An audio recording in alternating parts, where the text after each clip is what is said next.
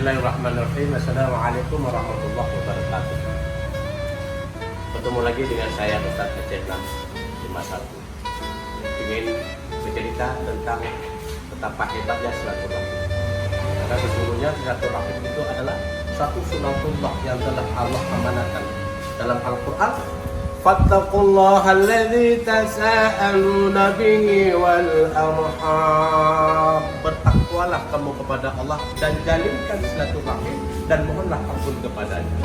Insya Allah dengan kita budayakan silaturahim dalam kehidupan kita, insya Allah kehidupan kita akan mendapatkan satu keberkahan dari Allah. Karena silaturahim, insya Allah Allah akan beri kita sehat, bahkan Allah berikan hadiah berkah umur. Yang umur itu bisa kita jadikan sebagai ibadah kita kepada Allah Subhanahu wa Ta'ala. Ingat sahabat Rasulullah,